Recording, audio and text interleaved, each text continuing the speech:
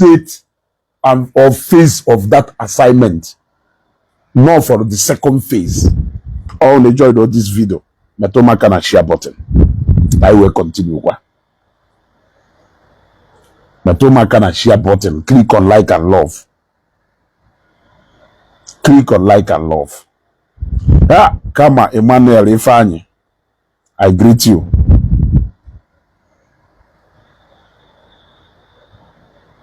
Franklin Wiseman. Ma drop all over the last one and now. All this kind of comment section, comment that I drop on a page video.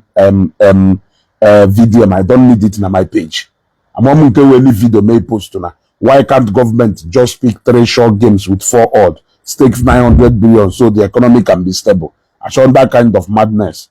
I will drop the last warning for you. If you drop that kind of comment on my page again, I'll block you immediately. Let this be. You drop this comment. You shall drop away again. I'll block you right away. Bigo, even while Matoma can share button, no, now watching the program. See share no, Bigo, no, eh? See share no. Go in a gapari person. Only one person share go here out of 27 people who are watching. Yeah, me program market and na WhatsApp nje na inbox na if ka meji ha reply kewe ama reply kewe na my messenger because can if you send na messenger ba program mmelu ezugo right on. Did you share that program in as them right on? You have heard it. How can the next person hear that beautiful message in agwa ezugo right on ezugo? You are on point. How can I be on point without you liking it? How can I be on point without you loving it? How can I be on point without you sharing it? Eh? You like her na page, my name is in an inbox, then a WhatsApp, maybe a bam na, even name, no, bal, or how you walk all, or how you walk all. A bam nifen a toto, a banco siato. You got to go. A bam nifen a toto, ia guadelingo siato. You got to go. So, as I was saying, Mathias Nandu to ye, we will fake amaho mbe eke kwa. The aim of all Governor Soludo is to get rid of all these criminal native doctors. Yes, is to get rid of all these criminal native doctors. Yes. Even Olundoka Alo is still to get rid of all those criminals who are masquerading themselves. Tiotago. They supposedly that operating from the other world, but they have disguised themselves to carry Bible. Tiotago, where Batakwa, the same WhatsApp group. There was a time Anokatalo Nuziansi Aqua Hanamdo to her mention their names. Aqua Mampasman ha JCN ha they even form a club Ayayanandofa Miriam Wilokalakufa. Their rascality do too much na social media, and the majority of them are operating from Anambra State. That madness carry Enugu State keta, but they learnt it from Anambra State. According to them, no tenande pass on a social media. They may far free that na hanga abatakona na social media that it is a free space.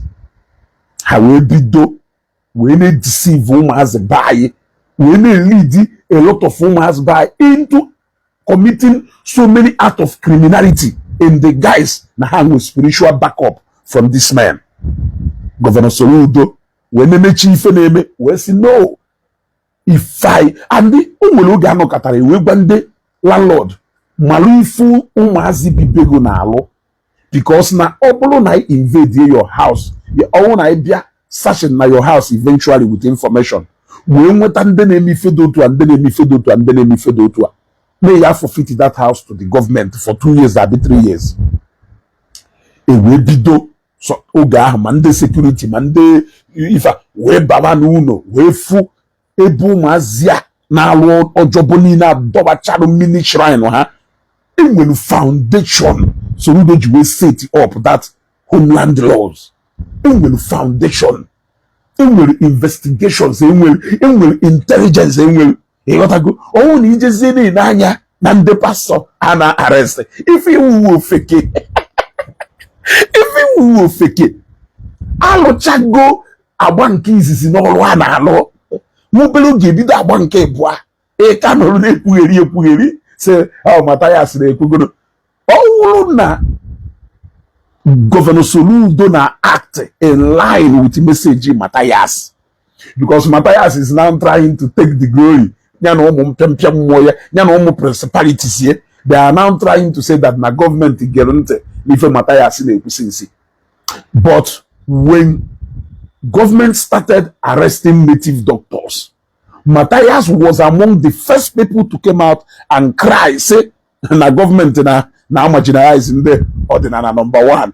Then number two, he started planning for a protest. He started planning for a protest. Now that protest on our plan is against what? That protest on our plan is against what? It's against the Governor Soludo arrested Akwa. Na Akwa na run a get rich organization, a get rich shrine where you will come and they pay money, you beat ye natural cost when we go. Now this is the same Mathias na akuzila aye na aka jaja na ebutono mano. Now when you take the principle of aka jaja na ebutono mano, no na Mathias do real and genuine in message on a spread. Native doctors suppose they were the first target. But when government went for them, he was planning for a protest. Until the moment we make any protest, go to my videos and dig it up. I ran a program like this, and I told Mathias, he made this protest. And we did what we did. He was invited to Oka eventually. That was when he was made to register this Omena Nabozo Wayuha Hanemekeda. That is number one. Number two, government mandated all the native doctors, all the people on our own cultural organizations to come and register. The government when I monitor if Haneme. Churches don't need to register. You gotta go.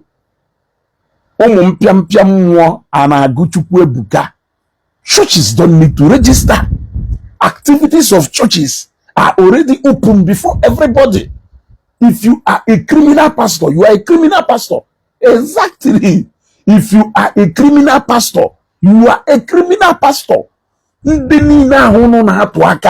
I can never happen. You people should wake up from your slumber. Wake up from that sleep. Government was deliberate in the action they took. Unless they won't believe it. Unless they won't believe it. They will come home waking that the reason for setting up that homeland laws has been achieved. Yes. The next thing they have for the advanced form of that job. Can we get about the rid of the rest of the people for our for? Am I fair? Am I fair? Am I fair?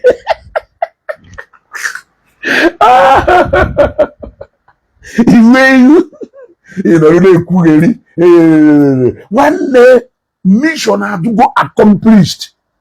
And we go sanity. In Apuala, JCN face goncha lobancha ye mampas man loba security akwokoko no na prison onye se Jesus na ezu ike nkato ogwu ike yi retired nka ahụzi nke every day onwe onye go na elulu ọrụ aza owuru na aza akwụghị ụgwọ bịa na Okija mo waka ji ofo nke ni asego no nwere God of seven thunders onye nke asego no nwere nke gone are those days. The deed has been done. Our rivers are so clean. Our four corner roads are so neat. Agalam na boze no nkori futo bosia. We put eba we say owuzuko aboze no rift defa. The mission accomplished. Offer ndeze wanyi. Go. Offer ndeze wanyi. The ogwa swing ya na as pendulum side nke ndeze wanyi. Mpu ya afio. Go. Mpu ya afio kwa obere oge. Ki wefu kan das we dachi iberibe. Ki wefu kan den na agwa ifa den na principalities ya nji we say they don't exactly know what they are saying. They are confused. They are confused. These are people. What is miracle? Miracle was something do beyond the human comprehension. Miracle ifere bama enatobahanya. That is miracle. Miracle may ona do beyond the human comprehension. Iwesem na mmadụ nwere divine breakthrough na business. Iwesem odo impossible. Na mmadụ na-achọ nwa many years of barrenness.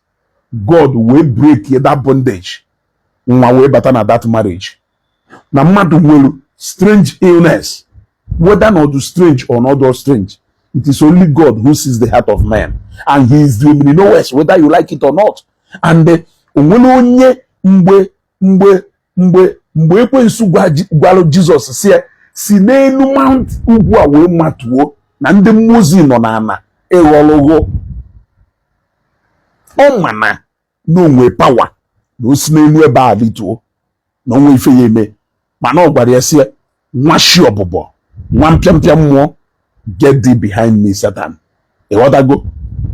So some things ha na-ekwu kịta. I am still coming to why I quoted this particular part. But I am telling you that they are against miracles. But when government started arresting native doctors,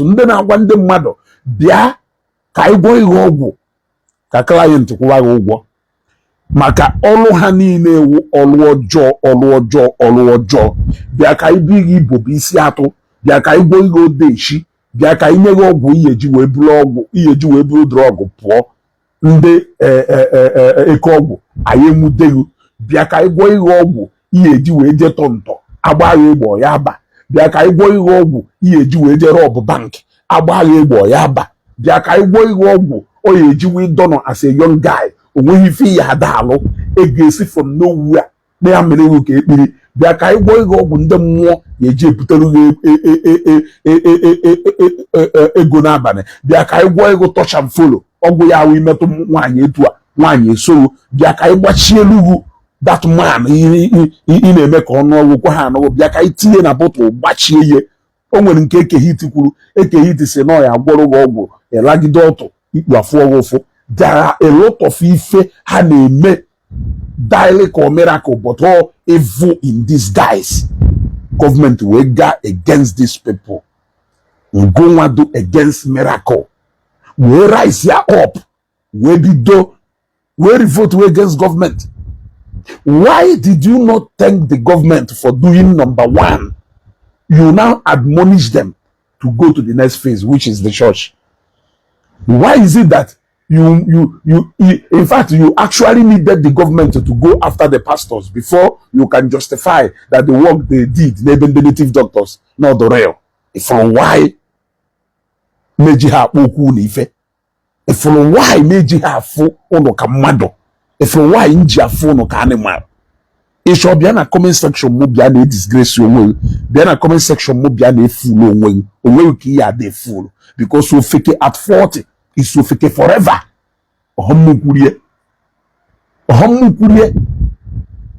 Now, very insensitive and wicked people. Nothing good can ever come out from Anapolongo. Go and write it somewhere. Asego no onye na-ekpe na onye duka ekwensu a ọ na-adụka ekwensu obiye na-adụ black ka nke ekwensu agwa ya na-adụchasịta njọ ka nke ekwensu ọ na-adụ hardened and insensitive ka ekwensu ahụ ọ na-ekpelu ọmụkwurie iti onye ahụ adụghọ ha mịa ka ekpiri bujere ya Ebuka Obi ezugo bujere ya Ebuka Obi bujere ndị pastọ ka ekpere ya ekpele. No conscience. Akọnuche adụghọ ha n'ime. Iberibe ha do second to none. Iberibe ha dalo ha datachara iberibe ha do second to none. Mbụ ndị na-agwa gị fa ofeke nọ n'ime ha agụta onye na-agwa gị fa just like nke akpọrọ onwe de rata ogono onye na-agwa gị fa inyocha ye tụna ya elu tutu oye onwe 15,000 o ejije gụrụ ọgwụ malaria mana ọ na-amụ ọkụ onye na-arịa kidney failure onwe ọgwụ o eji wee treat malaria. Ofu n'ime ha wu ofeke bidoro drag Mathias because of na enyeghị na-ekwerie nkwa ego one oge ọ na-ayọgharị ego enyeghị onye ego ekwerie na nkwa ma ọma ego one dị ife ahụ o wee bido drag Mathias ebe niile o so na onye na-abịa mọọkụ onye ahụ adụghọ wee lukwa echi niile. Our God is a miracle working God and you cannot tell him what to do. You cannot tell him what to do. Ajụrụ m mmadụ ajụjụ mgbe ahụ anyị na-adị enwe interactive section wee sie ọkwa iberivu na papa gị ụfụrụ n'anya ọsị m yes. Nsi iberivu na papa gị ụfụrụ n'anya ọsị m yes. Nsi papa gị ụfụ ife ya abalị ụlọ kịta ọ ya blọk ya jụ n'ihe nweta ife ahụ ọsị m mba. Wee sie ichetara n'oge ahụ anyị na-eto na o nwere ụfọdụ ife anyị na-ayọ papa anyị na anyị ma na ọ ya emenire anyị na papa anyị ma na ọ ya emenire anyị fa ma na ọ ya edina anyị fa for reason being that maybe na ọ bụrụ ife ahụ ife anyị neediri. They always know what you need. They always know what is best for you. We assume that what they wish us well and they always know tomorrow from today as nwa ha mụrụ amụ n'afọ. So in other words, o nwere ife ya abịa your papa yo ya emenwuru gị papa ya deny ya arụ na onye mere gị fa for a reason you may not know. Where's onye ahụ njụrụ ajụjụ wee sị papa yo deny ya that thing omege ka ọ wụrụ a bad father ọsị m mba. Omege ka ọ wụrụ a wicked father ọsị m mba. Omege ka ọ ghara iwuzi a provider ahụ ọ supposed ewu ọsị m mba. Wee sị wụrụkwa the same thing ka our heavenly father. Yes, ekwugo nyambụ gwa na sometimes na disappointment na our prayer answered.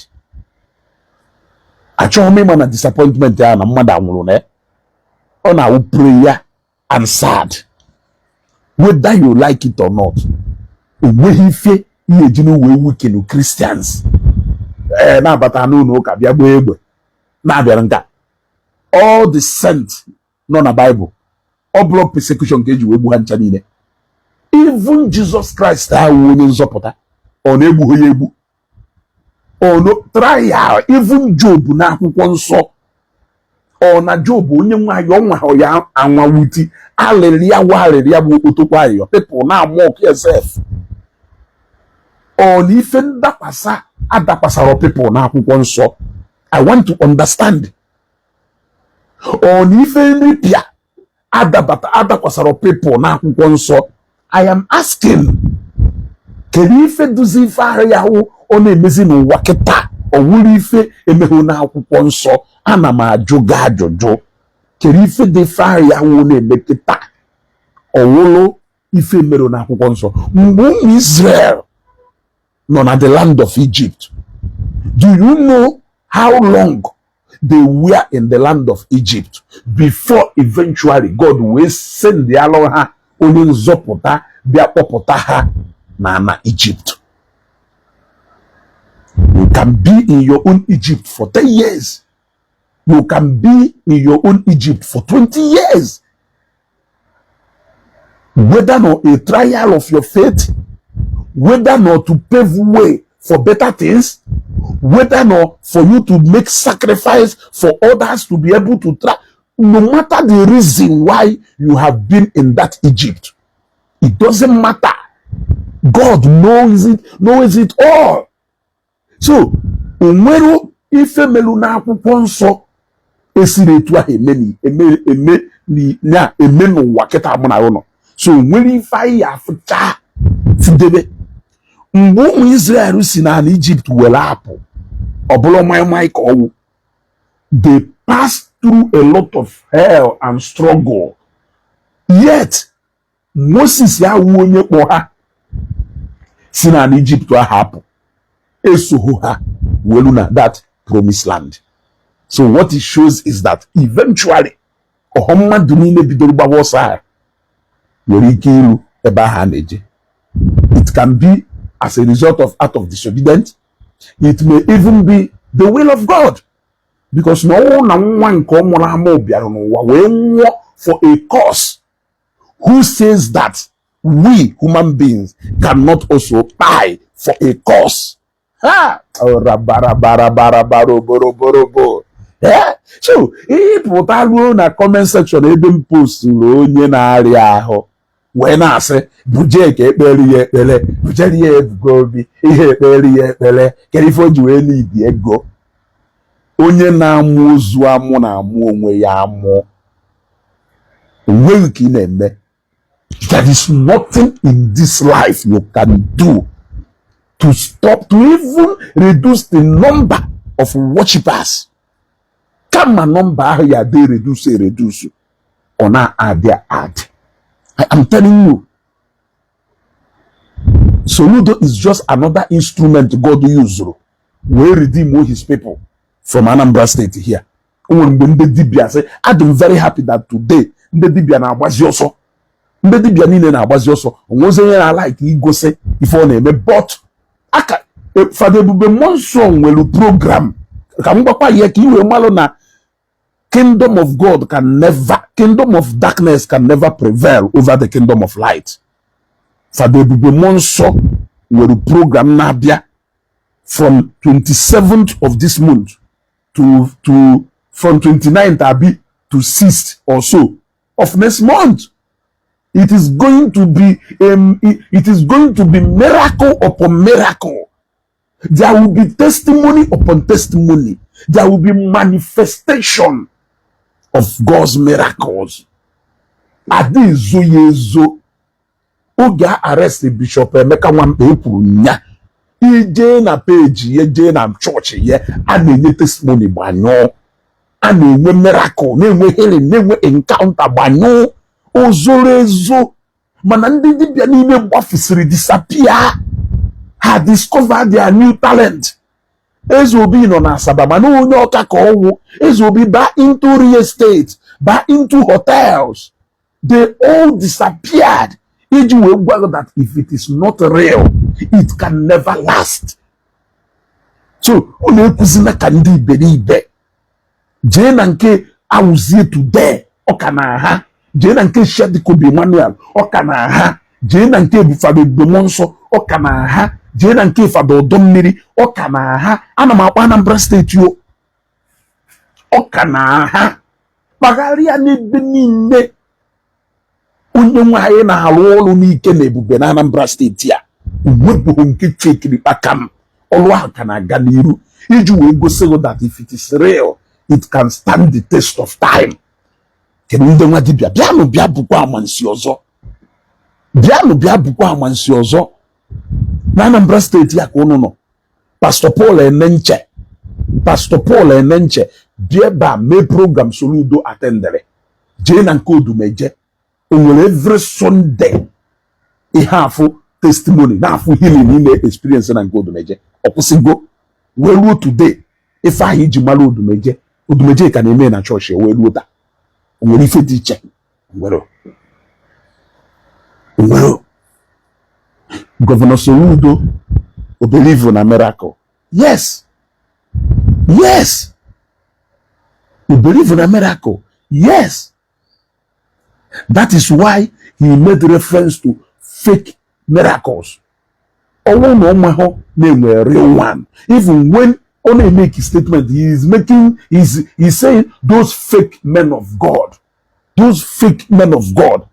Or that refer to pastors in general. Or that refer to ministers in general. Or that refer to church in general. Yes. Man, if if it had to take you, if it had to take the arrest of pastors for you to believe na Governor Soludo na Oluoma, so be it.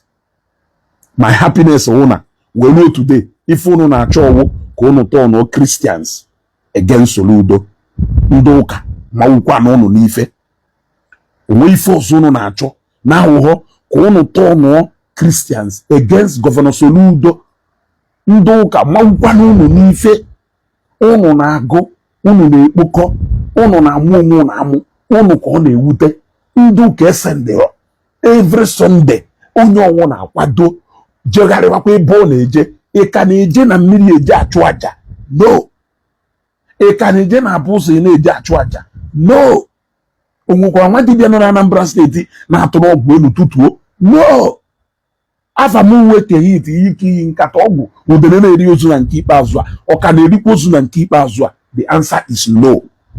No man can stop the work of God. Even Soludo understand this principle.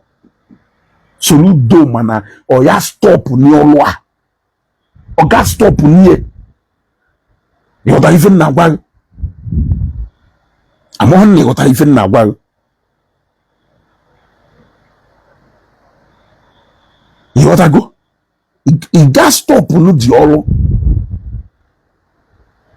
eh.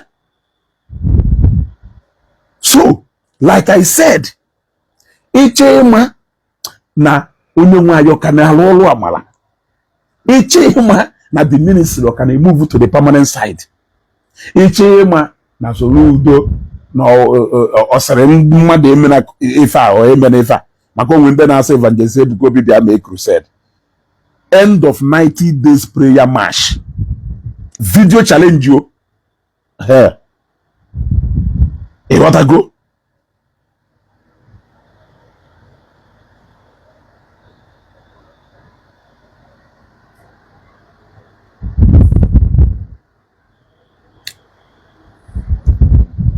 what I go end of 90 days prayer march from 23rd June to 30th. Okay, nga the video challenge. Okay, I want to show you. Oh yeah, wo boss ya heche man nwere ife na-eme igba igetaba n'uke. What I go buy getaba n'uke. Oh yeah, wukwu a camping program. Ono cho na ebe no ono na ebe anya mmiri na ewusi on n'anya from 30th of June to 5th of July 2026. Venue Holy Ghost Ark uke. Host Reverend Father Ebube Monso.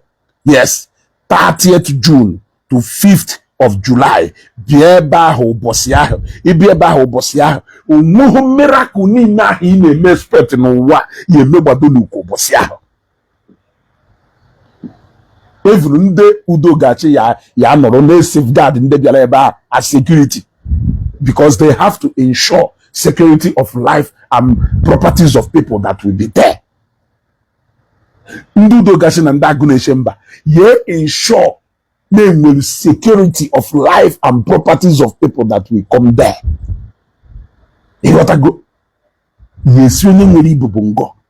Ono na anu a lost battle. Icho mmepusu bojeri Father Okunere bojeri Father Mbaka bojeri Evangelist Ebukobi onwegu ke na amu ofulozu atungwe ke ka ndeba isi atu inu a onye na-achị ozu amụ na amụ ya amụ.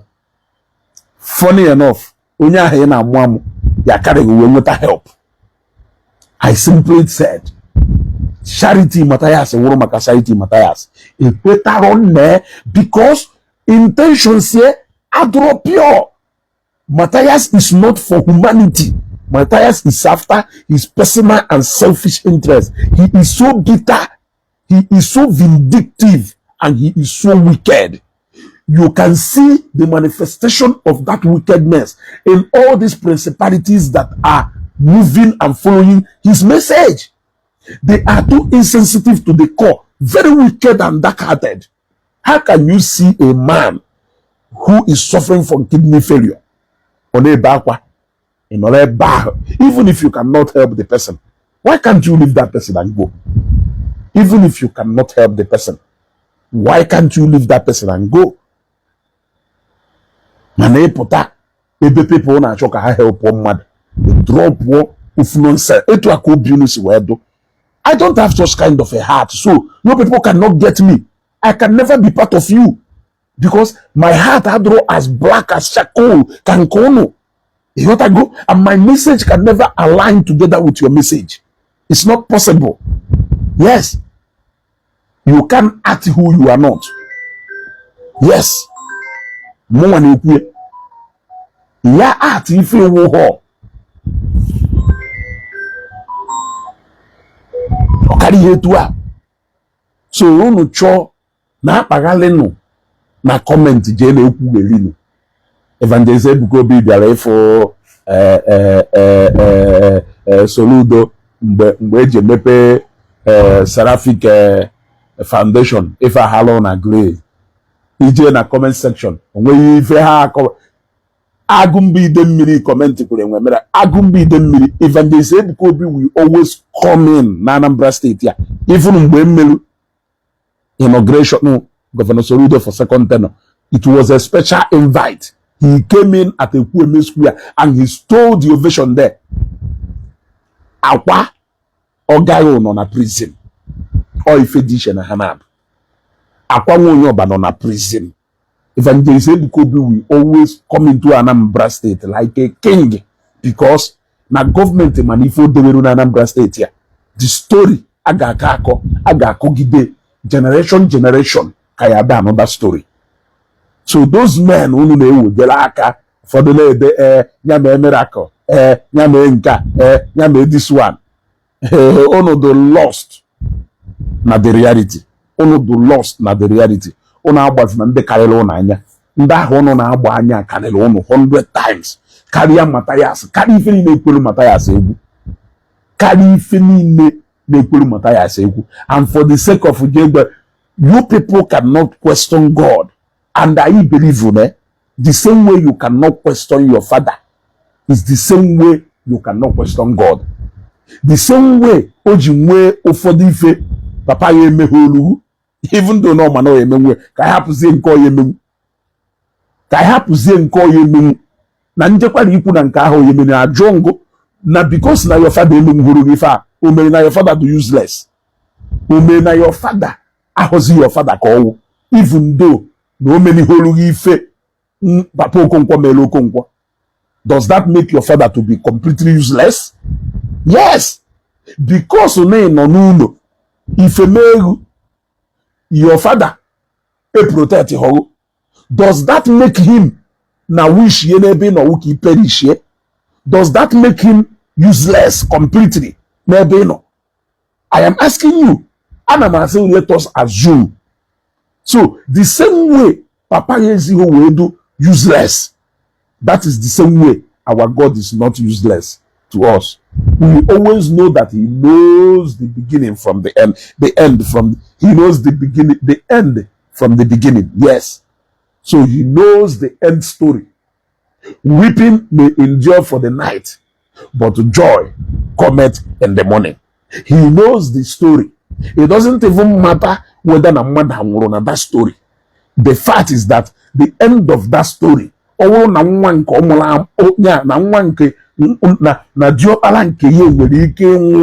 for the sake of a cause, then who are we mortals? So I don't understand all this rubbish. Does it mean that in Bible, all these things in a well came in our console? And our console now if I na wash, now if I jaga, you gotta go. So I will not only feel Nandini na who do ho. Nandini ahwa do ho. Ni wulili wu.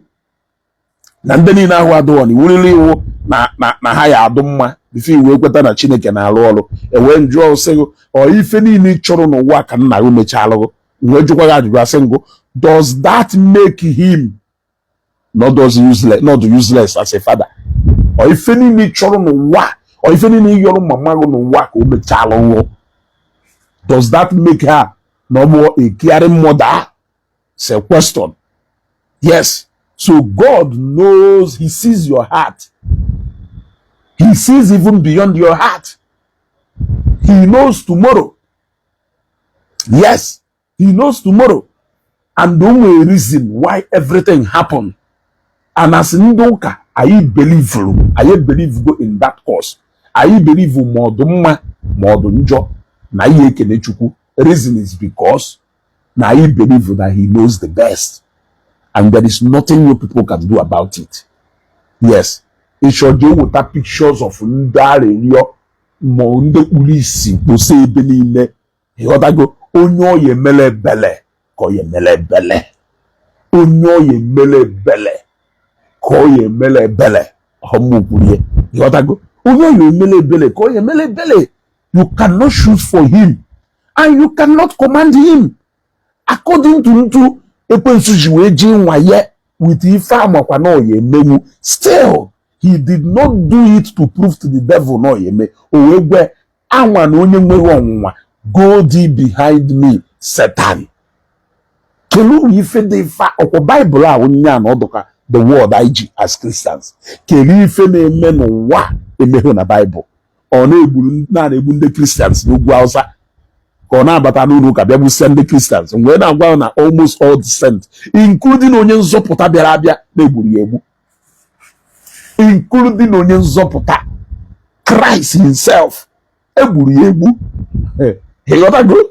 So, if they far if you know Meluna so do different from if any man or one.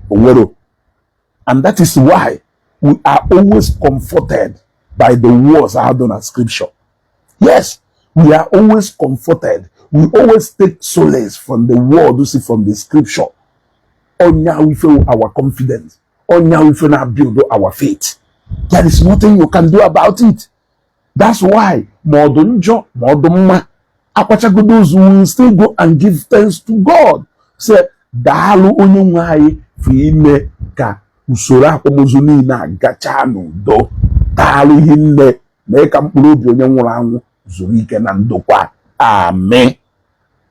There are so many reasons why people can buy. There are so many reasons. People will now console. People pass it through the miracle record on our console. Although 1 billion. Yes, if you will go solo, no one or ya claim ha no nwere nde yola in the condition ha for a reason. There must be a reason and there must be a lesson. There must be a reason and there must be a lesson. So all if no sholo squeeze you into the Soludo agenda to clean Anambra State from deadly native doctors and therefore you gotta go. To know a good pastor or a real pastor, hard. Now you go to a native doctor in disguise. For the pastor for that, we look for a native doctor in disguise. So, wolewu my obole na wolobole my ofife call. Ulewu my nobole na wolobole my yewu hana abu ofife. It all depends on nkebuzo webia. You want to give so even the way team broadcaster na bami ya number 1 ka ngono una ezo no into agenda Soludo jina Anambra State against all this spiritual abracadabra, because now the mission was simple and straight, and the mission, the first quarter of that mission has been achieved. Celebrate is in the past age. Mana no injustice against Aqua, no injustice against Onyeze, no injustice against Ekehit, against the Momiri. But they are celebrating in the past age. You ask yourself, Are these guys okay or not? Some of them namu nda amu, they cannot buy paracetamol. For the may have to pour to the fault. Pour to the fault. They cannot even help themselves. But they are mocking people. If you see the way they are mocking people, it's your day of rubbish. Yeah? Your people cannot do anything to change. Look, to some Christianity is more like a lifestyle now. So don't think that there is any. Well, are you better? Go live and go light. Is your life better? You are suffering. Let me suffer in Christ. Instead of me suffering as an empty vessel like you, I would rather suffer in Christ. Because at least in Christ, he let it be clear to you. Unless Nancy no can make deputa join no men and abuse ezoku. They benefit. If there is no benefit after all, if I come out, what difference does it make if I remain where I am?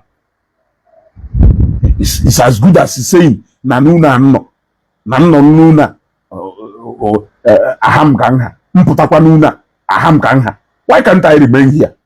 Kanga. Why can't I remain here? Hakwa kanga. What difference will it make when I live where I am and come over to where you are without any difference? Still. So, Mathias Ekperima, you talk about reality. What is it about reality? Ouna no yabaho, no go ya what to do no yabaho. Go ahunya may feel the pain. Is that what it is? Then onya reagida wa ongo ya what to do. Kelonian den benalo unda accept all the reality. Kelonian de faho na majority of people are the joker they many of them are even doing more comfortable than you. In fact, Matthias, when we talk about people who are doing well, you are not doing well. You are a poor man. You know that you are a poor man. Yes. When I mean poverty, I mean to the level of people who are doing well. Hongo ya baby akuzira ajajajafu maybe ojebaye warehouse one scrap juru. Say I never warehouse or bapelu or bachili since. Yeah? That is scrap juru eba. Complete scrap with a juru there. Biaka guys bapelu warehouse. Biaka guys bapelu warehouse. Okosakon hampas kenazo. Biana mbuka mo we biana 100-foot road. If you way back, if guys name every week, and they put full container no half of me, container is enough of me, and the hand channel ne joko bosoka.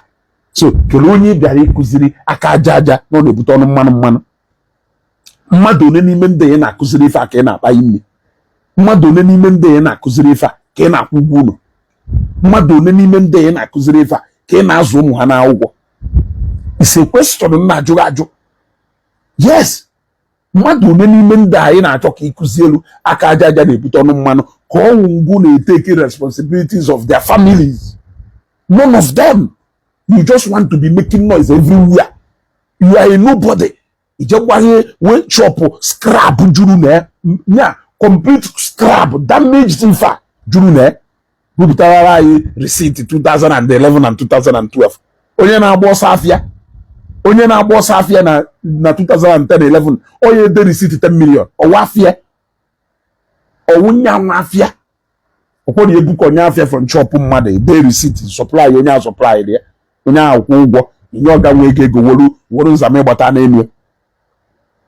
What difference can magic ni na hi na emela aye? What difference? In what am we in adoration? Can you feel difference? What is the difference in our life now and the adoration? Or yeah, I can do adoration. I want to understand what the message is coming from that rubbish show of shame people na tagging there. Or no, I can do adoration. I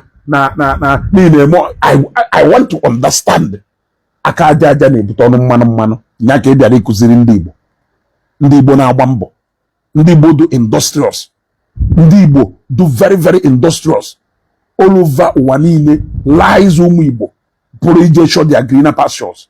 Nke onye kụziri ha ncha niile na aka aja na-ebute ọnụ mmanụ. I want to understand. I want to understand where that message is coming from. That aka aja na-ebute ọnụ mmanụ. Ongo gwalum that I need to work before I make money. Ongo gwalum that I need to do business. Ndị na-alụ ọrụ oyibo n'ime fa, ongo chọtara ọrụ ha na-alụ. Ndị na-alụ ọrụ aka n'ime ha, ongo oje ebe ha ji eme ọrụ aka. I want to understand where the stupid message of aka aja na-ebute ọnụ mmanụ. Who are you na ala Igbo? Onye ka ewu na mgbuke ebe ahụ ị na-azụ afịa? Onye ka ewu na mgbuke ebe ahụ ị na-azụ afịa? Ongo the richest man na Mkpọ. Iso na number 50 richest man na Mkpọ na line ebe ahụ na-azụ afịa. Ongo ka ebubata afịa. Ongo onye wo the highest na line o. Onye ka iso na in the spirit of aka aja na-ebute ọnụ mmanụ. Umu boy onye ka isetụrụ golo. How well and comfortable are they doing now? How many people came into go na business? Where are they? We want to see the success of them. Because when you are representing aka aja na-ebute ọnụ mmanụ, asị Mathias ya echestara anyị ụmụazị. Ụmụ who suppose na iwepụta donation anyị eme. Ụmụazị pass through you. Emegodo donation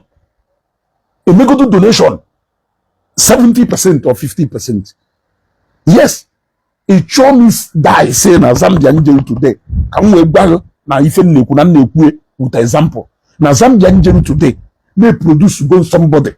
Yawo ife dapụtara 50 million 100. Oya ye mmadu omaya kana be wopute go solve for ya. Yes, hama agwali ko wewol. By the fact that Nigeria, Zambia, na 2013 have only gone more than 10 people. Sinakam were crossed over, who can comfortably take care of their expenses in millions. It's not or he make him out. Or he make him out now.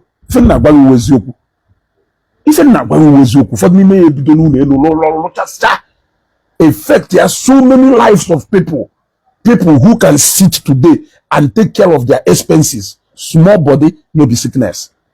So actually, how many millionaires have you raised? How many millionaires have you raised? Yes. How many millionaires have you raised? Sometime last year, a powerful duplex in Posto. A powerful duplex in Posto. So Uche Donapala is almost 15 million. A Posto, yeah.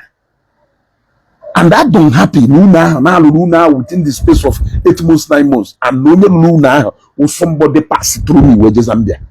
Those are kind of things we look at. So I want to know, who are those people you have raised? Who are those people that have passed through you for you to be all over social media making noise? Very selfish human being. Very selfish human being. Even I'm calling over 20 to 30 shops. In fact, I'm calling electronics line. Oboisi, Obu Mafia, Obano, Moto Pass, Machine Pass, Mbuka, Nwabala. Nothing less than 20 or 30,000 shops. In the shop, mmadụ n'ime ha ka ọ ngụ gwalụ ha je zụrụ afịa. Ndị niile akpọcha nwoke, ndị nwere ụmụ boy, nwee ndị satụchagoro mmadụ, nwee ndị na-agbakọsa afịa n'ime afịa ha, nwee ndị kpọsachara afịa side by side, nwee ndị na-ebugharị afịa mbugharị, nwee ndị na-alụ na corporate side, which is banking, na-abata n'ime afịa.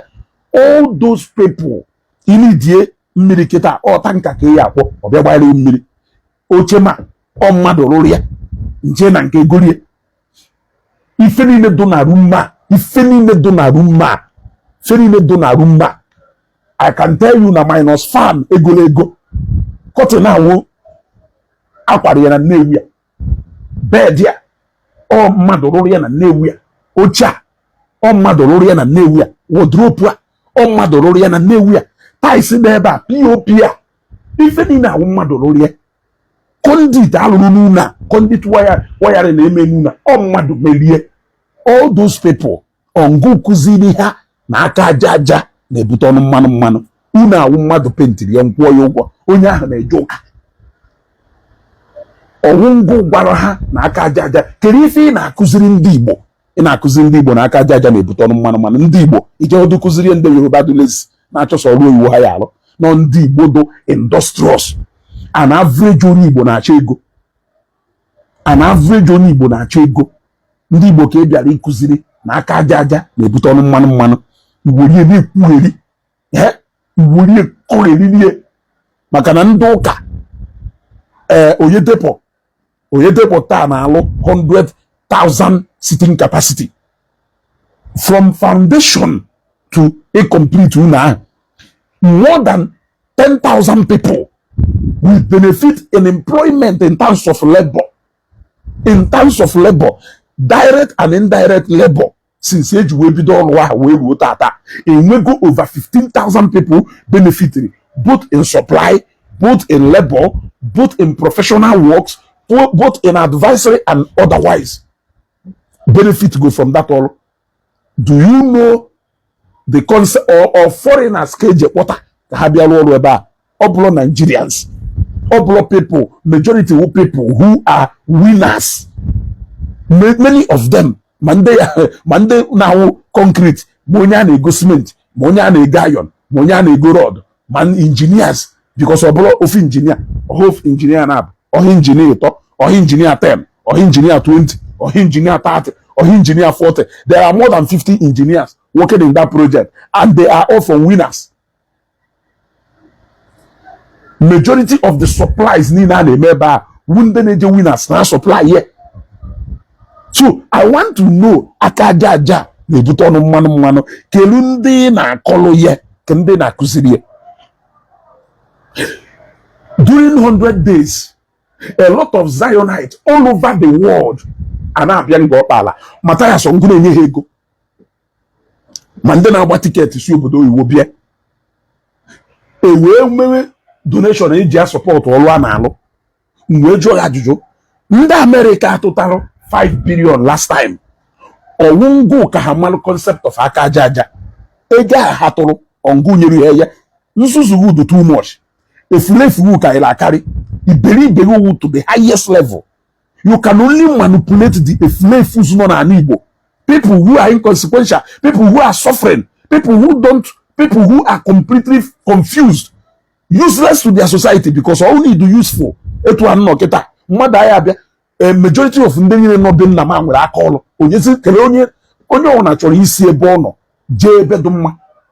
Many people are not really jobless as you think. Yes, many people when they do jobless for the women by choice. I can tell you that many people do jobless or by choice. Many people do jobless or by choice. Yes, or by choice. Many people do jobless or by choice. Why do I say that not by choice? Ogenje Zambia in 2013. Onwe ka ndị enweghị ego ejighị ego bi obodo si raise capital ha je eme business kere ife dị ife a onwe ife anyị na-akpọ afia attack ya awụ isi da na igo perfume ebe a maka ụfọdụ ife a na-use ba ya na-aga afia ebe a. For example, mgbe ahụ a na-ele loop perfume 800 ebe a igole loop perfume ị nwere ike iru ebe a ilesie mmadụ for example 20,000 or 25,000 mana onye a nwere ike na-akwụ ụgwọ instrumental mana o nwere ike ọkwa ego the first money inwego uru times 2 or times 3 ịzụrụkwa so ị nwere ike golu afia 100,000 buru ya na akpa na-akpagha ma ndị na-ele wig hair ma ndị na-ele chain ma wash ele m ife niile ahụ ma wash ma chain ma necklace a anyị na-egocha ebe a ndị adụcha ship ma ndị mere ife obodo nwe ka obodo si wee dị biri bata na-akpagharị ma n'offices na-akpagharị ma n'ebe niile ije na-elesi ndị mmadụ ma na shops at the end ụfọdụ ya agwa obi amontri na akwụ ụgwọ ọnwa jena anaka ego before you know it nwe $1,000 nwe $2,000 nwe $3,000 ibido tụwa spare parts ma ibido tụwa afịa ahụ ị chọrọ ịtụ ka na-eme before o nwere ike along the line hapụzie ya mgbe m jere ebe ahụ a lot of people ma onye nwa m from ụlọ ebe a na-eme expect na mgbe m na-abịa obviously na o nwere ike ọnwụ na-ebiri m 10 million or 50 million based on ndị ma m n'ụlọ nwanne mbịaruo the first afia nzuru wee pụrụ ụlọ ebe ahụ $100 ka m ji wee je zụkọrọ perfume na shen ma ring na ndị otu ruo Zambia nyala akpa m n'azụ soro ndị mmadụ baa field je gbara attack. Yes, agbara m attack before m wee bido tụwa afia. So ife m ji wee kọrọ akụkọ ahụ ka iwee malụ na ịdụ jobless wo by choice. A lot of car wash nọ n'obodo achọ ndị ya alụ na ya ka nkụ. Yes, one guy doziri m akpụkpụ eshu cobra ọ Lagos ka o si wee gbarata wee sị ọsị na nya nwa na-achọkwara relocate self si ebe a pụọ nsị maka gụnụ ọsị na onwe ha ụmụazị be anyị ndị chọrọ ka ha lụọ ọrụ na ebe ọ nọ n'olidere ịda alụ shul n'idie ndị ya enyere mana kelee ebe fa nọ.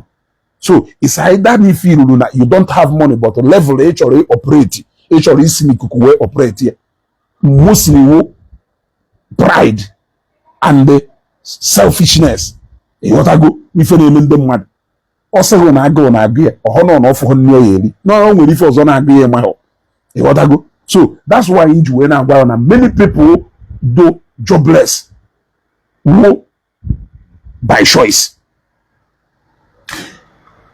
Mgbe nka na-arụ ọrụ ebe a ejego nside egwu ijeri nne ruo one guy bịaruo ebe a na-asị m ezugodo onu mụ shọnụrụ ya ogodo 1,000 ọ ife a ka ọma na oye achi 4 yeri wee si ọkwụ 1,000 nke na-asị nchọrọ gọsị m mgbe ahụ a na-alụ ọrụ be m ọfụma wee si oke don't worry enidi m onye ekpuchasịrị m onye maka ọ na-eme alụ ọrụ ekpuchasịa ma elu ma ana kpokọrọ ma konkriti ma ife akụwasịcharụ kpopụ ya n'ilo wee sị bịa na-enwere m ọrụ ya wee lụchaa akwụọ ngo 30,000 or 40,000 nsechere nlisha nri ka mụ na wela ilu ka nye ọrụ ya alụ ịlụ ọkwa 1,000 ka na-asị nye yes ilu okịta alụ ọrụ a alụchasịcha ọrụ a enye ngo 30,000 or 40,000 ọ sị m na nsogbu adịghọ before nlicha nri chọọ ya afọzi ya before nlicha nri chọọ ya afọzi ya ọ gbafuo na onye a nwunye na-ayọ 1,000 inye ya ọrụ a ọlụchasịcha ọrụ a o nweta 1,000 ahụ times 30 or times 40 mana ọ chọọ ya ọ chọrọ soft life. So I want to understand kelu aka aja aja Mathias na-akụziri anyị. I want to as an Igbo man ewu Mathias sị na aka aja aja na-ebute ọnụ mmanụ na ndị nọ na ụlọ ụka na-eje n'ụlọ ụka eje ayọchukwu mmadụ one ka ịka mma n'ụlọ ụka. Shut up! Shut up your mouth. Mmadụ one ka ịka mma n'ụlọ ụka. Donation time mmadụ ebinye kpọ 10 million for 100,000 or 200,000 or 500,000 or 1 million or 1.5 or 30,000 40,000 ma kwuo ya. Kedu ndị na-akụziri aka aja aja na-ebute ọnụ mmanụ dress beautifully well wee bịa ụka abịa na ebe ị na-eje ụka na mkpọ afụso ndị akwa ha lụrụ unyi ya waba ihe na mmiri kwa nwunye na River Niger ogbu azụ niile dị ebe a very dirty people, very dirty and haggard looking people.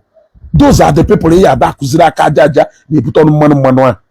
Ndị ahụ na-abịa ebe a ka ị na-enye ha ofu mbaji mmanụ agbalị na cup crayfish oloka beans 1 cup or 2 abani rice. Ndị ahụ na-abịa ebe a ka ya ada akụziri the concept of aka aja aja na-ebute ọnụ mmanụ ọhọ ndị mana ha akaghị mma. Dị niile anyị fụ nọ na nkwụ Nnewi ụbọchị ụka nkwụ emechie, trade fair emechie, alaba emechie, ladikpa emechie, oyimba emechie, yaba emechie, afịa niile a do na Lagos, do na East, do na Aba, do na Enugu, dị ebe niile emechisịa ife niile ife niile nọ n'afịa akwadojewe ụka. Ma ndị na-azụ afịa na mkpọ, ma ndị na-azụ afịa na taya village do na trade fair, ma ndị na-azụ afịa na taya village do na Onitsha, ma ndị na-azụ afịa na building materials line, ma ndị na-azụ afịa na electrical pass do na n'Obosi ka ọgụnụ. Ha ncha niile emechisịcha chọpụ ha niile 70 to 80% of them akwado jewe ụka ụbọchị ụka imeghepụ ọnụ na-akụziri fa na aka aja aja na-ebute ọnụ mmanụ. Ma ndị zụpụtacha n'ala ụmụazị nwecha n'ala ego 10, 20, 30, 50, 100. Akwado jewuka. Mwenye puono, sene na akuziri aka aja na ebute ọnụ mmanụ. Sene na Chineke anyị akpọ woko na deceive niile deceive ụmụ isi akpụ no bai. Ndị majority of people dey follow ụmụ isi akpụ. Ha na-ekwe ka ọwụrụ. Ụfọdụ ndị na-ezu ohi, ụfọdụ ndị na-ebu ọgwụ, ụfọdụ asokwo na ime ife niile agbango na onwe ife dị iche na-enwere Yahoo boy nwe conscience. Onwe ife dị iche na-enwere onye ohi nwe conscience. Onwe ife dị iche na-enwere onye na-ebu ọgwụ nwe conscience. Ịghọtago manọ circumstances na ife adịrọ good manọ circumstances mana onwe ndị du criminally and hardened n'ime ha ndị ahụ na-achọzi so rubbish ha eji wee na justify ife ha na-eme ọ ha ndị du criminally minded and majority of them ndị na-follow Mathias. I can tell you ma ndị na-agba akwụna na-achawo n'ụmụ nwaanyị ọ majority of them ndị na-follow Mathias.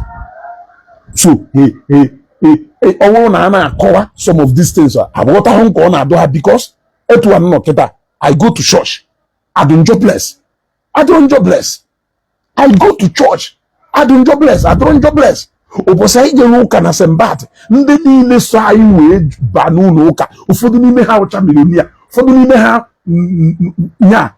mana ha na-azụ afịa na-azụzi they are maintaining their household, they are training their children. When they nọ na school na-agụ akwụkwọ, when they na-alụ ọrụ oyibo, when they na-eme business, when they na-eme ife, different categories of people on the n'ime so anyị wee chọka. Kedu ndị na-akụziri aka aja ụfọdụ nwe special product and brand ha na-atụ.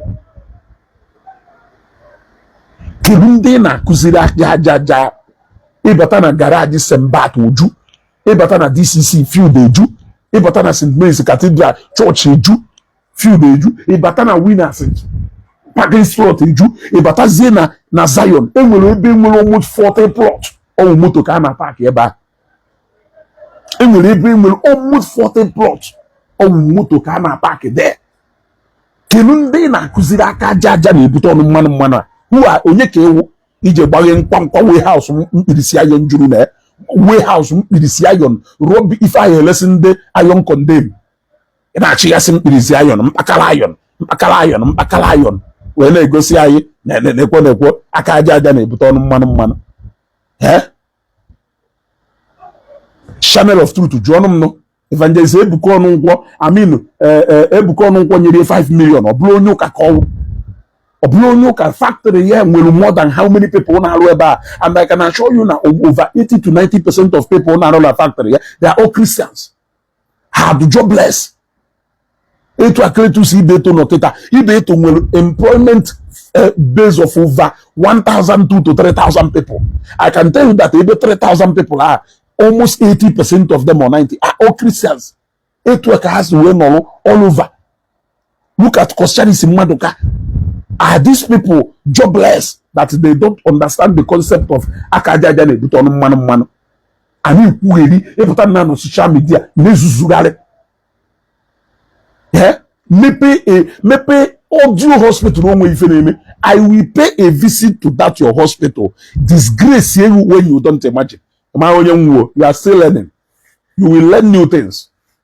I will still unfold what is happening in that poor Apollo hospital to people and them motherfucker.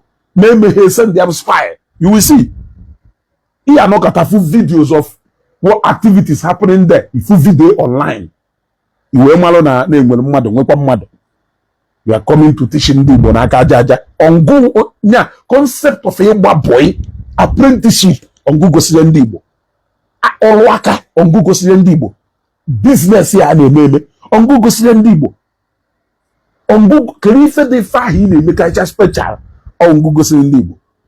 Mbu na ibido puwo budo iwi de shock greener pasture. Imokuni de buy you no South Africa. Mokuni de buy you no China. Mokuni de buy you no UK. Mokuni de buy you no America.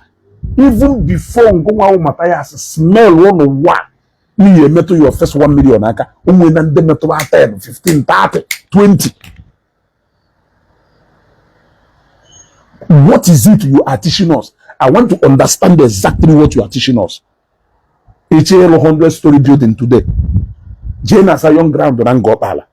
Every morning, they work more than 1,000 people yes nuru bodo biolo emeshiolo over 1,000 people are nuru bodo na excluding professional engineers, excluding people who are coming to site to sell or render other side services, excluding those people like in the name POS, like in the name like in the name law, like in the name moi, like in the, you know, put all of them together, you are looking at over 1,500 people, excluding drivers who are conveying things to site.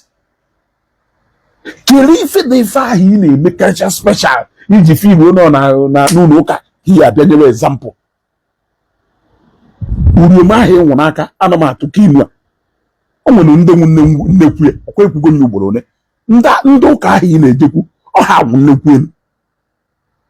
O ha wonnekwe because to evangelist Bukobino he can comfortably say that no we're more than 5,000 people who are benefiting, who they are today because of him. You cannot say such. Can you say such? You cannot say such. You cannot say such. So, the message you see when I put exactly. Where is that message coming out? In a hospital. Substandard hospital that you cannot even take your son to. You cannot take your wife to that hospital. Onwere ụbọchị nọ kata mee video n'ụtụtụ ebe ị na-eti mkpu na ịnọ na Amakụ na ịnọ na Iyelu Mission Hospital iwe ghara ịma na ndụ kalori ya nya unu nkwa kparịkpata unu ọgwụ ahụ maka ife onye kpọrọ nkịta anya zaba ka Iyelu Kadasian Hospital akwụdo. Ana m ajụ iji ime ndị mmadụ asị ọ free ngụnwa jee nalụ free treatment na unu ọgwụ Mathias or free. Jane nalu free treatment no no Mathias we free hospital na mkpo e we ka na eje na Onitsha na eje na mkpo ahụ na eje na Okuzo na eje different places ka na bail people from hospital mana no free hospital do hanso mana no free hospital do hanso ya gwa ndị influencers J Park ha masị nwe isu ofia ha Uncle IB ha ndị influencers ni na support ye wagaji ha nyagwa ha mee announcement na page ha niile na-enwe free hospital do na mkpọ ọwụ na ịchọrọ ịmụ nwa bịaba ebe a for free ọwụ na inwe treatment ịchọrọ operation bịaba dia for free nyagwa ha ka ha mee publicity ka ifife ya eme wayo scheme eji wee na scheme ego amaka ndị mmadụ ego na ha agba nnọọ na ego awụfu na Porsche bere nekwakwa program okwuruọra mmiri na Enugu na spa nyaa ka nwanne nyaa ka enwere thousands of people so awufu Mathias wife na Porsche bele free hospital siro nwekwenye na-ekwe abịa ụbọchị ome Thanksgiving bịakwa na orie free food na mmanya onwe onye kwa abịa so awufu nke na Porsche bele because there is always criminality attached to ife ahụ na-eme. What is not real is not real. What is not real is not real. Onwe mgbe some best email free medical outreach n'ụmụ obom be ha maka ife ụmụ obom village ye odroko Onitsha, yet people see from far and wide do ụmụ obom bịa treatment because they know it's real. They know it's real. Kiri ife de fa Mathias say no nya ka ọ na-akụziri anyị. I want to understand. Let somebody make me understand ife de fa Mathias say no nya ka ọ na-akụziri ndị ụka. Somebody should make me to understand. I really want to understand. Nothing. Ife ahụ dewere ahụ n'ọma ndị ọ na-agba eke mara esensi aka aja na-ebute ọnụ mmanụ ife nke ahụ na-afụ m ị na-akụzi ndị kaghị mma. O nwere onye sịrị na na-ebi ya afịa onye ahụ wo mgbe ahụ iwelitere invoice ya amam onye ọ sịrị na anya na ya zụrụ afịa 1 million onye ahụ wo onye ụka ka onye ọgọ mmụọ gba ya eziokwu na onye ahụ wo onye ụka na onye ọgọ mmụọ. Ndị niile na-abịa ego tipa ndị niile goro ana ọwụ ndị ọgọ mmụọ ka ha wụ ka ọwụ ndị omenala bụ ụzọ eziokwu. Ndị niile goro ana ọ na ha amaghị ife the concept of aka aja wee bịa goro ha ana niile ị na-ele Akụbueze 1 Akụbueze 2 Akụbueze 3 ndị niile na-ego ana niile ahụ ọ ndị omenala bụ ụzọ eziokwu.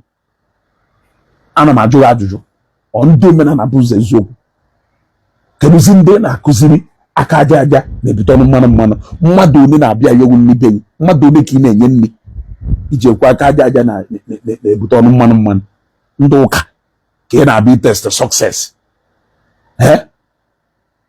ndị ụka ka ị na-abịa test success ndị na-ebido church project rubido lụcha na kpuo ka ị na-abịa test before ebido foye nọ ka tapụta ọsị na ọya alụ n'ụka ịmakwa nọ ndị ị na-agba ọgwụ ohi ka ha na-eje ezu wee na-eme donation ego eji alụ n'ụka. Question, if you like to answer, ịchọghị ya aza butere onye ahụ adịghị ọja eke ekpere ekpere. Our God cannot be an author of confusion. One, you cannot force our God.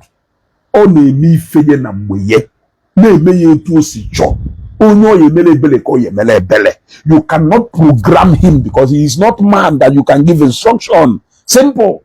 Whether na mmadụ anwụrụ anwụ ma ọdụ ndụ uche Chukwu ya eme. So we dey fools in one. We are not deterred by either say na kwa kidney gburu onye ọwụ na kwa liver gburu onye ọwụ. To the glory of God. To the glory of God. He knows the best.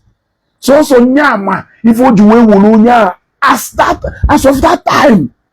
Yes. Only him nya na wota. You cannot force him and you cannot even question him. If nobody can question VDM, if nobody can question you, Mathias, who are you to question God? Yes, who are you to question God? Ezende zenine na adano aye. Igbe lewe akporo igbe na ejoka. Almost igbe niile nwe na Igbo today na ejoka. Igbe PC eze nwa nwụrụ anwụ ezo okpoko. Nyawo Petron Boys Brigade in New Diocese. Only who's from the Boys Brigade, the state patron for over how many years? Is the name on an Igbo ta na joke. And it is in the pastor self is Unekewu. Again an Igbo today. Who are you? Who are you? Look at the Bishop Ozobro today. With he feeling that guy with he feeling that guy me going the mother. That guy had been the position of God. That guy can believe when ezekeze. We say na fu tutu ewu ebube chukwu ụzọ no buweru chukwu ụzọ. Ngo na azo ozigbo ndo eli ni bo nni. Ozigbo ndị elili bụ nni ozigbo ndị yeme foundation ụlọ elu rụọ ya 4 years emekwa n'ụlọ ahụ elu 4 years n'onwe ndị na-alụ nke ha enwe ihe finish and hand over key onye ka enwe ife ahụ ifiru n'imelu ọwụla achievement onwe ndị na-eme ọdụkọ na onweghị ife ha mụ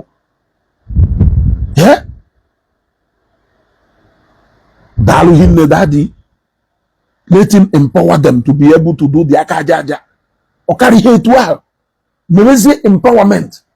Seketa ọwụ na onye chọrọ ịlụ ọrụ bịa n'ọfịs nna mkpọ. Ọwụ na ọrụ aka ka ị chọrọ ịlụ eje nkwọrọ ụgwọ ebe eje ma ọrụ aka. Ọwụ na business ka ị chọrọ ime empower ngụ ime business. Ndị na-eme ya ada ekwu okwu. Bishop Ozobro ha. So many of them na empower. Icon Industries ọkụ onye gbune na Nnewi. Icon, a devoted Christian. Yes, a devoted Christian. Icon Melu, 300 million, about 200 million empowerment. These are people who are not talking. Who not empower that you. Who na empower people na anybody. Who are you? Who are you? The pastors do you know how many businesses they have sponsored? Do you know how many education scholarships they have given? Do you know how many people that are abroad or have financing here? Do you know how many road projects they have embarked on? Do you know how many houses they have built for the poor and for widows? Do you know how many people they have placed on in every Monsare? Do you know community work? Can you do what they are doing? Can you do a quarter of what they do?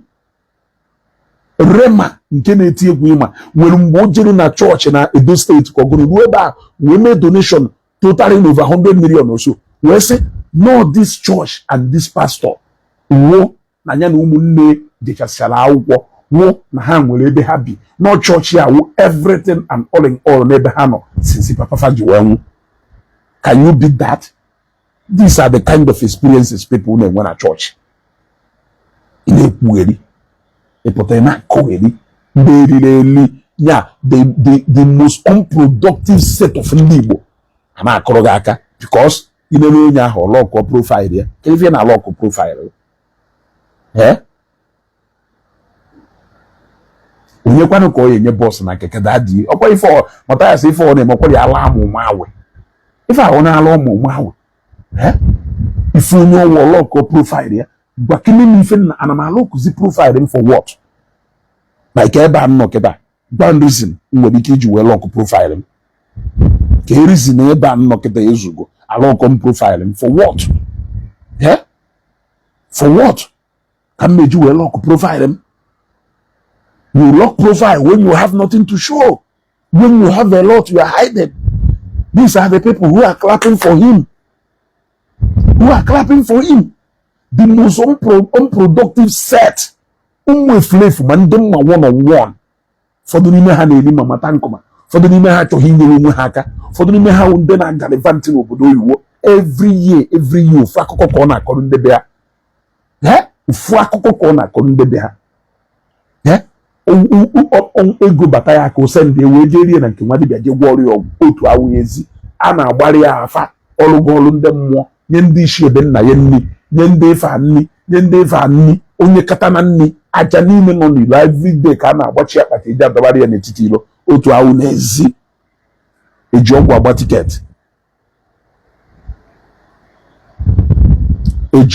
tiketi yeah?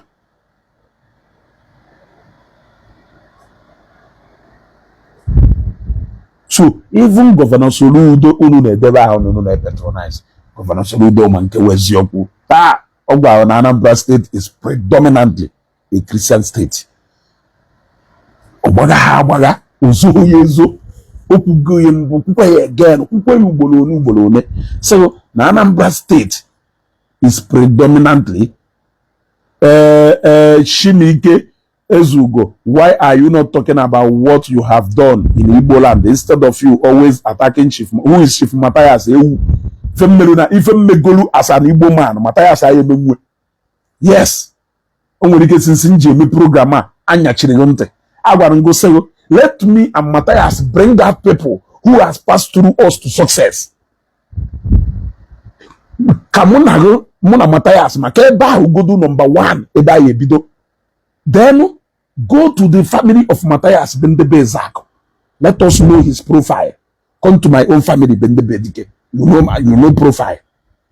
Because politics, they say, is local. We must have to start from your own locality. So I go to his family, you ask, you come to my family, because number one. Number two, let us see people who has passed through you. For the fact that Mathias we need to see people who has seen light through him. For the mere fact that Namu Kwadolo, Zambia in 2013, we need to see people who has visited that country through me. To see what they have achieved. Then we now start talking about community service and all those things.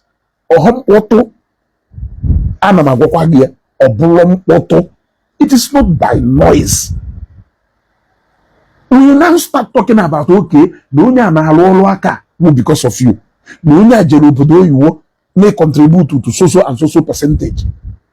Because of need input like this. We now begin to reason that it is not by making noise. I must not push any narrative. I want you to know that Shimike, someone, because for the moon na dey feel na Mathias nwere ife owo. Mathias is a nobody. I don't need to tell you, Mathias is a nobody.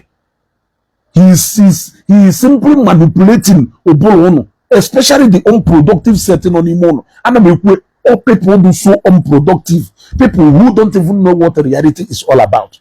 On the Mathias and I manipulate.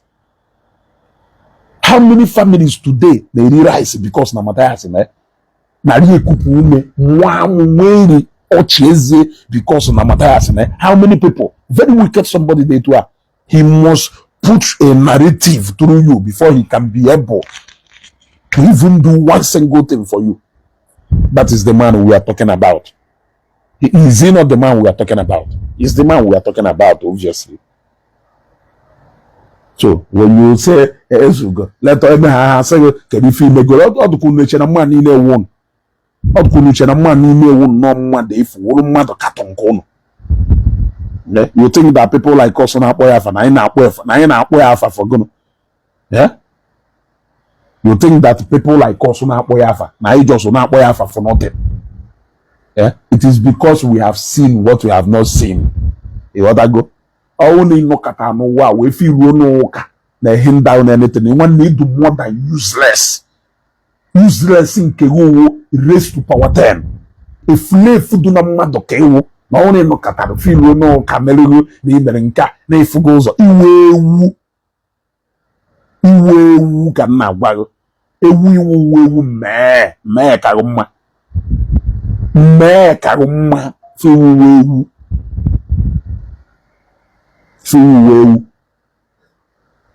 isho hi je Zion je na St. Joseph Catholic Church je sukela na koka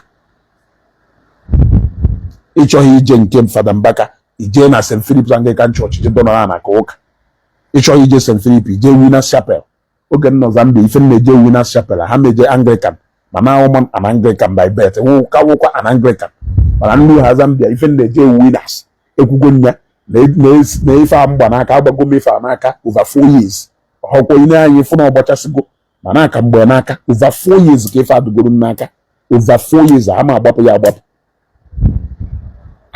ya agbapụ 4 years o ife adugoro n'aka yes ha ma agbapụ ya agbapụ yeta mana Anglican nuo Zambia leje Winners Chapel so you can go anywhere obi una battle je ko oka okani yetua among at this age among ife a man of God ye we woman at this age man is any mu ife isire eliri yeri onye ka eliri ife uwe at this age no ka mmadụ ya go wonim ada ya go wonim and with good spirit of discernment I know how to discern what is right and what is not right, and if at all I do something I'm that I can be able to take responsibility of that action. You want to go? So une ezuzugari zine ezuzugari ne unu ezuzugari une cheno na cheno unu mu ifun ne mo na akwu si na akwu.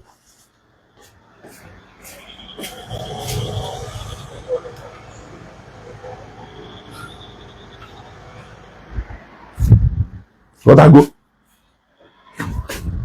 Una akwu si na akwu. Dimpa mmadụ pụta ọsọ you are still in bondage. Oja bondage gono. Lida mi ni we chọ ndị nọ na bondage. Ị ka nọ na bondage agụ. Wala achọ ndị nọ na bondage. Lida ni ka m na-agwa ị ka nọ na bondage agụ. Wala achọ ndị nọ na bondage. Onya wo fife ma ha aghọta. Very unproductive set of people. Jobless to the core. Jobless to the core. Agbago mono. Pota na ebe ụka nọ. Ụka ga na nata. In fact, ụka no zika government of their own. Even government, they respect ụka. They know that na, in fact, the church leaders so na stakeholders in every state ya no today. The church leaders so na stakeholders.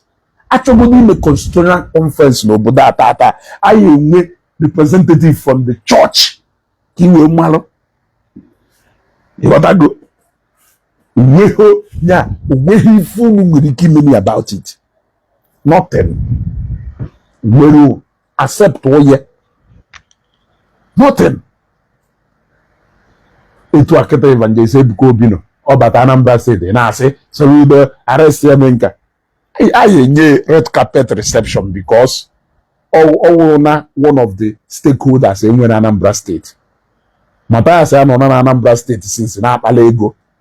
Evangelist Ebuka Obi si Imo State all the way from Lagos land in Anambra State. Bia kwom unu generation yet unborn ye benefiting eh. That is what we call too much talk, too many talk. Don't fill a basket. Action speak louder than voice. But Anambra State, there may attract attention of governor. Then a governor on the same motto from government house to agree. Which progressive governor will not welcome Evangelist Ebuka Obi with both hands? Anamajo, which progressive governor will not welcome him with both hands? Except governor can manipulate. Manoka ye mecha kweta. Except governor can manipulate. Manoka ye mecha kweta. Because light will always overpower darkness. He went to Imo State. Hope also the Wolakana go bad somebody go battle an establishment that is injecting billions and billions of naira into Imo State economy and the Southeast in general. It's saying that a sensible governor will not embrace that. An investor, now government is supposed to provide the area. What are you telling me? What are you telling me? Yeah? What are you telling me? Jena Ebariam called Ebe Adani, among maybe they have Kosharis farm. Jeba, for the sake na Kosharis venture into rice production. Eh? Emma, how many $1 million grant? CBN in area. Former CBN governor then, Emefiele, had to flew in all the way from Abuja to Anambra State to go and see with his eyes what is happening in that rice farm. Now, do you know how much that is being circulated in Angopala? I doubt how many business ventures, how many business establishments that has injected such amount of money within the shortest time into the market economy in Southeast here. How many billions of, not even government project, not even any government project has been able to inject such kind of money into the market for that period of just 2 years. So tell me, which governor is that will not welcome Evangelist Ebuka Obi with their both hands? These are the kind of people Mathias Ekperima. All of Ebuka Obi no na ikugeri. Na amukuno no army general na eba. Na amukuno battalion, the king of men. Una amukuno defa. Any delito akwa na ona ga n'elu ye. Because na project but an Anambra State is a $1 billion project. Billions of naira project. You got to go, and the cumulative effect benefit continues. Uwebebe.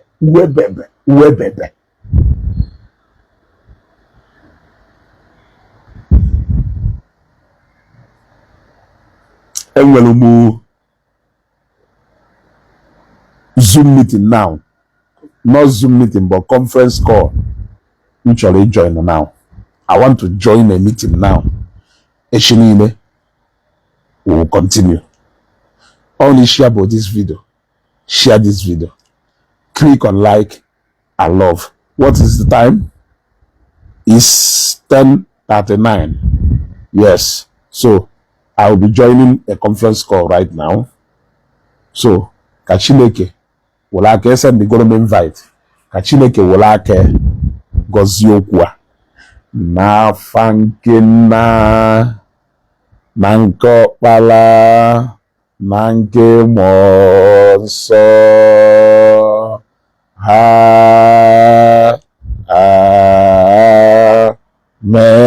Amen. Gwanu Mathias na Mezugo gwara ya no a nobody to talk in an Igbo. Let him shut up and go and sit down. Let him shut up and go and sit down. Onye akọchi ofu mpa na na-aza eze ọdụmegwu. Ifuta na-egbu ofu onye ọkpa na-aza akwa akwụrụ. Onye akọchi bụ ofu mpa na ọ na-aza eze ọdụmegwu. Maka ife mmadụ ji aza eze ọdụmegwu. Na-abịa ikuziri anyị aka aja aja na-ebute ọnụ mmanụ.